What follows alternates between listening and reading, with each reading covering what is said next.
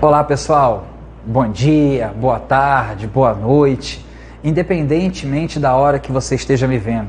É um prazer mais uma vez estar conversando com você. E dessa vez de uma maneira um pouco diferente, em detrimento da situação delicada que nossa sociedade passa. Mas nem por isso vamos parar os nossos objetivos. A nossa prova continua marcada para o final do ano. A nossa preparação, ela segue a todo vapor, de uma maneira diferente, mas ela não pode parar em hipótese nenhuma. Contando com isso, contando que você está em casa, se preparando, que você está dando todo o gás, aproveitando ao máximo esse tempo que a gente está tendo, eu venho aqui trazer para vocês uma aula sobre sistema imune.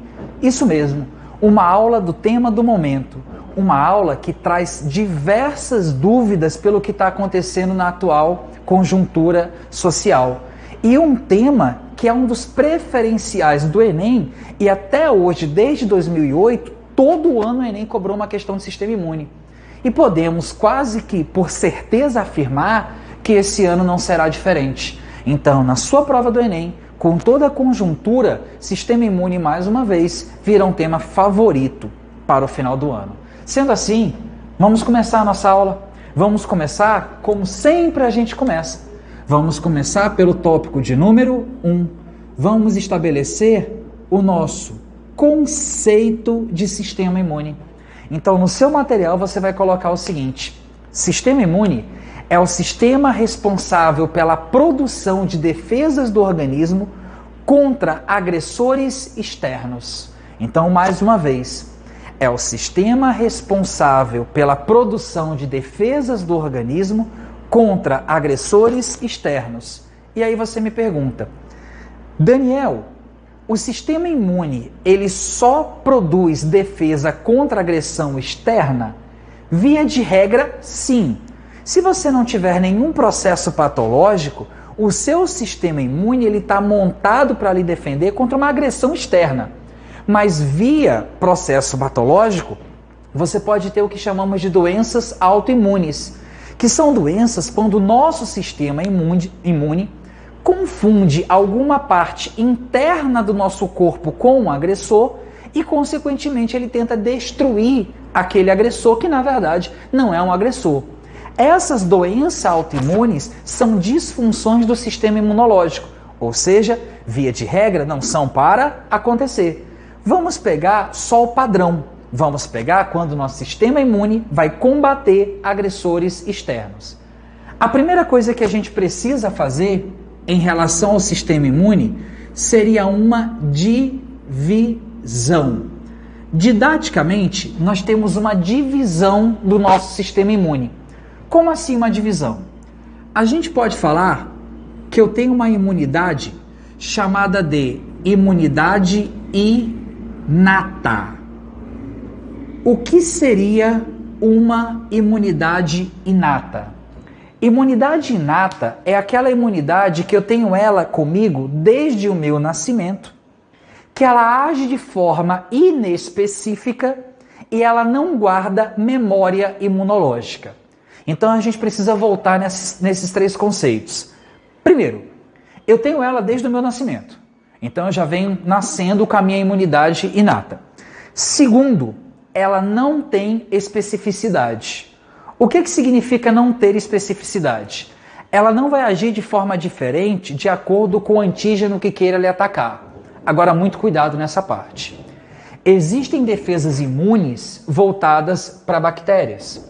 Existem defesas inatas voltadas para vírus. Isso não quer dizer que seja uma defesa específica. E por que ela não é específica? Porque se ela é inata, ela vai trabalhar todas as bactérias da mesma maneira. Se ela é inata, ela vai trabalhar todos os vírus da mesma maneira. Então vamos pegar o tema do momento, coronavírus. Se eu tenho uma defesa inata viral, essa defesa inata viral, ela vai atuar da mesma forma, seja para um coronavírus, seja para um influenza vírus, seja para um HIV. Ela não quer saber essa diferença. Ela atua da mesma forma. Por isso que eu digo que essa defesa ela é inespecífica. Ela atua da mesma maneira. E o terceiro ponto, não menos importante, é falar que essa defesa inata é uma defesa que não tem memória imunológica. Então ela não guarda quais antígenos, quais patógenos, quais parasitas ela já entrou em contato na vida. Por quê? Não interessa se você entrou em contato uma vez, 2 vezes, 3 vezes, ela vai agir da mesma forma. Então são 3 tópicos que você precisa guardar da nossa imunidade inata. Primeiro, ela vem desde o nosso nascimento. Segundo, ela age de forma inespecífica. Terceira, ela não guarda uma memória imunológica. Tudo bem, mas eu gostaria de saber que tipo de imunidade é essa que a gente pode chamar de inata. Então a gente poderia chamar de inata, por exemplo, as nossas barreiras. Daniel, o que seriam barreiras? A nossa maior barreira que existe em nosso corpo é um órgão chamado de pele. A pele é um órgão protetor de revestimento. Se você tirar a pele, você tem porta de entrada para diversos micro-organismos. Como a pele está protegendo a entrada de micro-organismos, isso aqui é um órgão imune, é um órgão de defesa. Só que a pele, ela age da mesma maneira, seja para uma bactéria, seja para um fungo, seja para um protozoário, seja para um vírus, sempre ela vai proteger da mesma maneira. Por isso que a pele está sendo colocada como imunidade inata. Outro exemplo de imunidade inata que nós temos como imunidade inata a nossa saliva. Mais precisamente, nós temos da nossa saliva uma enzima chamada de lisozima. A lisozima é uma enzima que atua como um antibacteriano natural. Volta, Daniel, vamos de novo. Então, em nossa saliva, eu tenho uma enzima que é chamada de lisozima. Essa lisozima, ela age como um antibacteriano natural. Ela perfura a parede celular de bactérias. Só que ela perfura a parede celular de todas as bactérias da mesma forma. Por isso que ela entra como imunidade inata. Por isso que ela é inespecífica. Esse mecanismo aqui foi responsável pela nossa sobrevivência antes do desenvolvimento de antibióticos. Nós temos o instinto natural de quando nós temos alguma lesão no corpo, de fazer o quê? Lamber essa lesão. Esse instinto natural não tem nada a ver com falta de higiene, tem a ver com instinto de sobrevivência. Se eu estou lambendo a minha lesão, eu estou colocando saliva na minha lesão. Se eu estou colocando saliva na minha lesão, eu estou colocando lisozima. Se eu estou colocando lisozima, eu estou prevenindo contração bacteriana. É claro que não é um método 100% eficaz, mas é um método que serve, tudo bem? Assim como na saliva, as nossas lágrimas também contêm lisozima. Por isso que especialistas dizem que chorar às vezes faz bem, porque além de você lubrificar o seu globo ocular, você está prevenindo contra a infecção de bactérias. Então são alguns exemplos de imunidade inata. Outro exemplo de imunidade inata, a gente pode falar que também faz parte da imunidade inata algumas células, que a gente vai falar de imunidade inata celular. E o que seria essa imunidade inata celular? Já é uma imunidade inata que vai agir na parte interna do meu corpo. São células que vão promover isso. E o exemplo clássico, o exemplo característico, seriam o que chamamos de neutrófilos. São células sanguíneas de defesa chamadas de neutrófilos. O que neutrófilos realizam? Eles realizam fagocitose. Neutrófilos são responsáveis pela fagocitose. Eles fagocitam o quê? Fagocitam partículas antígenas. Eles fagocitam micro-organismos patógenos. Fagocitar é realizar uma digestão. Apertando um pouco a tecla SAP, fagocitar é comer o invasor. Só que tem um porém. Esses neutrófilos, eles são células muito frágeis. Eles são os primeiros que chegam ao local de invasão. Então, começou uma invasão, os primeiros que vão chegar são neutrófilos. Só que eles são células frágeis. O que acontece? Eles matam e morrem junto. Então, eles matam e morrem. A ação de neutrófilo, depois da ação desses neutrófilos, fica naquele local vários restos celulares. Tanto restos de neutrófilos mortos, como restos de patógenos mortos que eles mataram. Esses restos celulares provocados pela ação fagocítica neutrófila é chamado de pus. Então a evidência de uma atuação neutrofílica é a existência de pus dentro de uma região. Nós também poderíamos colocar aqui dentro de imunidade inata celular a atuação de macrófagos. A atuação de macrófagos segue o mesmo padrão da atuação de neutrófilos. Os macrófagos realizam o que chamamos de fagocitose. Então, do mesmo jeito, eles vão propiciar a digestão do micro-organismo. Eles vão propiciar a digestão do agente invasor. Daniel, então significa que neutrófilo e macrófagos realizam a mesma função da mesma maneira? Não. Eles realizam a mesma função, fagocitose, mas não é da mesma maneira. Neutrófilos são células frágeis. Eles matam e morrem. Macrófagos não. Macrófagos são células resistentes. Eles matam, eles realizam fagocitose e continuam vivos. E essa ação deles continuarem vivos é extremamente importante para o nosso sistema imune. Por quê? Porque macrófago é uma célula que não só mata. Ela mata e tudo que ela mata, ela coloca na sua membrana plasmática, na superfície externa de sua membrana plasmática. Então imagina o cenário. Ela engloba uma partícula, ela faz fagocitose, ela digere essa partícula, seja um vírus, seja uma bactéria, seja um protozoário, ela pega esse protozoário, esse vírus, essa bactéria digerida e coloca na superfície externa de sua membrana plasmática. Ou seja, ela mata e mostra para todo mundo que ela está matando. Por mostrar para todo mundo que ela está matando, a gente chama os macrófagos de células apresentadoras de antígenos. E é muito importante que você entenda essa função. O que é uma célula apresentadora de antígeno? É uma célula que matou um antígeno, está apresentando esse antígeno. Agora, se eu apresento algo, eu apresento esse algo a alguém. A quem esses macrófagos irão apresentar esse antígeno? Esse antígeno será apresentado à nossa imunidade, que chamamos de imunidade adquirida. Essa imunidade adquirida, como você pode perceber, ela age de forma concomitante com a imunidade inata. Essa divisão é apenas uma divisão didática.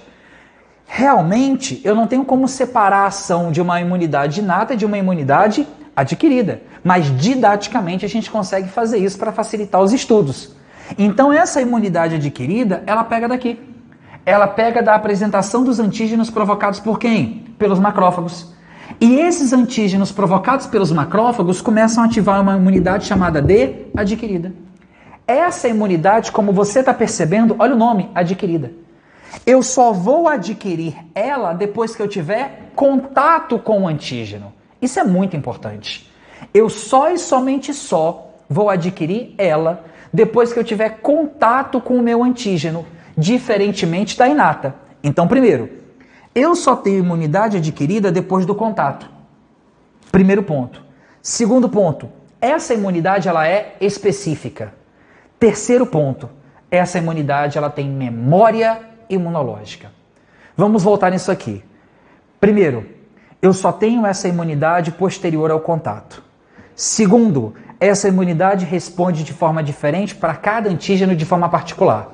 Terceiro, ela guarda memória imunológica. Por que essa imunidade é tão importante nos dias de hoje? Nós vivemos uma pandemia de coronavírus, Covid-19, um vírus da família dos coronavírus.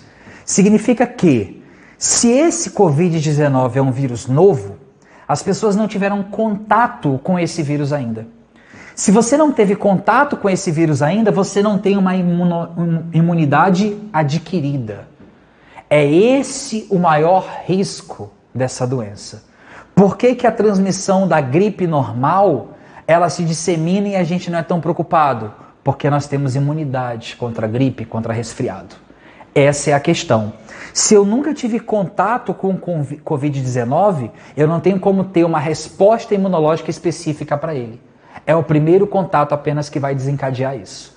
Daí, essas doenças emergentes causarem muitas mortes no início. Só por curiosidade, aconselho que vocês pesquisem.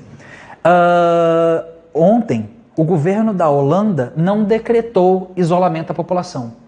Eles tiveram uma medida contrária.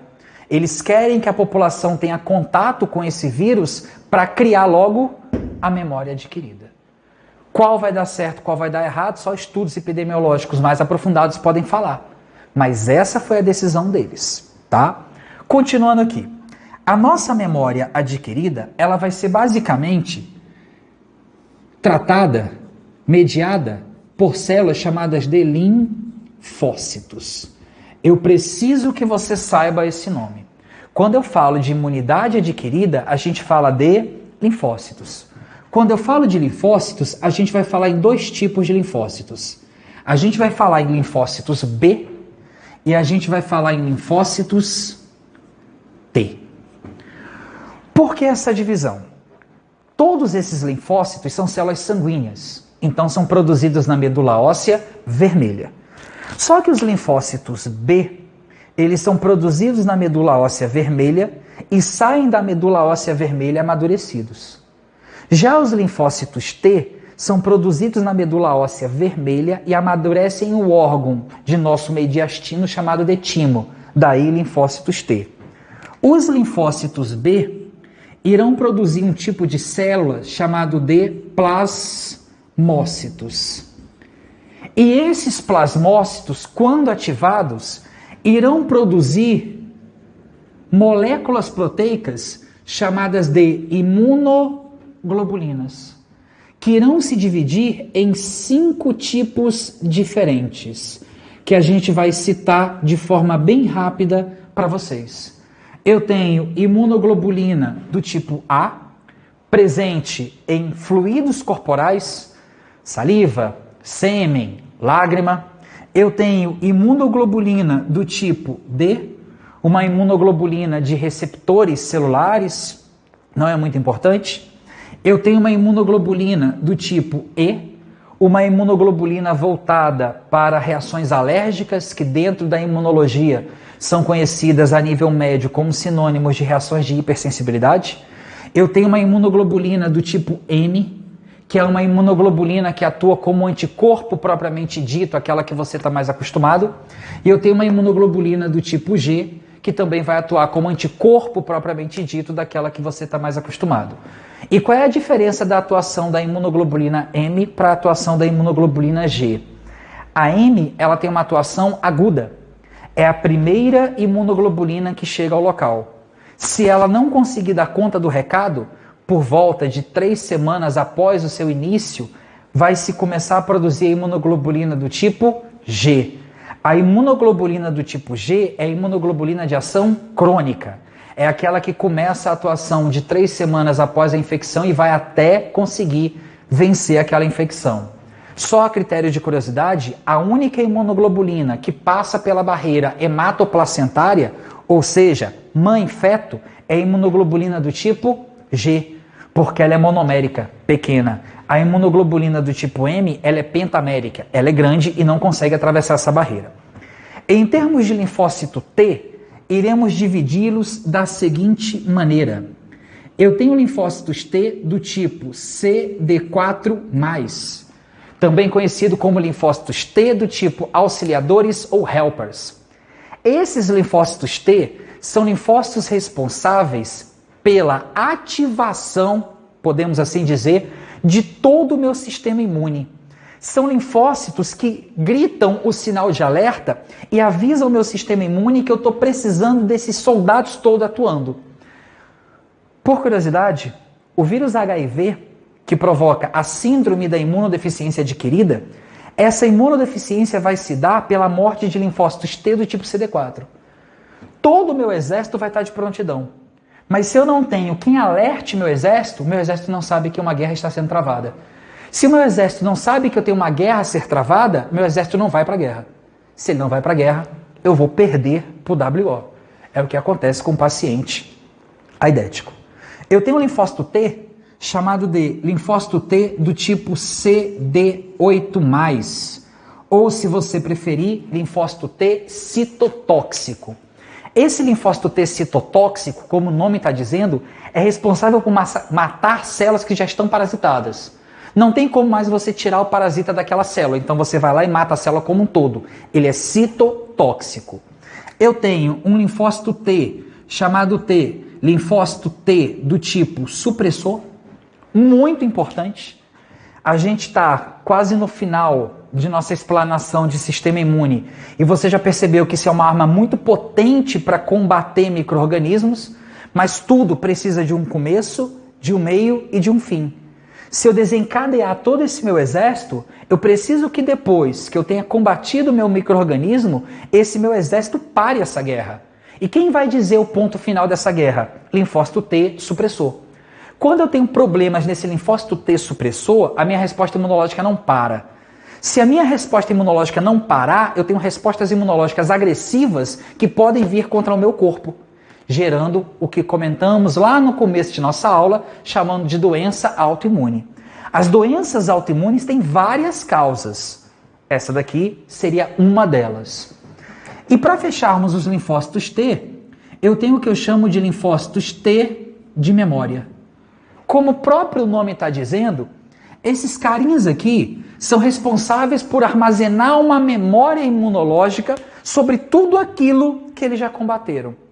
Daniel, e qual é o motivo de você armazenar uma memória imunológica? Quando a gente fala de resposta imune, a gente precisa colocar um gráfico muito comum em várias provas, onde a gente vai ter o que chamamos de resposta imunológica primária e resposta imunológica secundária. Esse gráfico se comporta basicamente da seguinte forma. Isso aqui seria uma resposta imunológica primária. Essa resposta imunológica primária, ela vai acontecer na primeira vez que você entrar em contato com o antígeno. Como é a primeira vez que você está entrando em contato com o antígeno, essa resposta imune primária, ela é lenta. O seu corpo demora a saber qual anticorpo ele tem que produzir. Esse anticorpo que será reproduzido através de uma reprodução monoclonal ou uma reprodução clonal, se você preferir. Esse processo, quando ocorre pela primeira vez, demora. E algumas doenças não podem esperar essa demora. Você vai para o que chamamos de resposta imunológica secundária. Essa resposta imunológica, ela tem uma grande produção de anticorpos em um intervalo de tempo curto. Então é uma resposta rápida e gravosa. Como o Enem cobra isso da gente? Quando você toma uma vacina, qual é a resposta imune que o seu corpo executa contra uma vacina? Uma resposta imunológica primária. O seu corpo se prepara, o seu corpo conhece aquele antígeno. Ele começa a reproduzir anticorpos para aquele antígeno. Para caso, se um dia você se contaminar com o antígeno verdadeiro, essa contaminação com o antígeno verdadeiro, você vai executar o quê? Uma resposta imunológica secundária. Ok? Caros alunos, foi um prazer estar aqui com vocês. Espero que essa nossa aula tenha grande serventia na vida de vocês. Me coloco à disposição para qualquer dúvidas e esclarecimentos via redes sociais. Estou aqui sempre ao lado de vocês, contando que vocês estejam estudando. Um grande abraço e já já estaremos juntos de novo. Tchau, pessoal!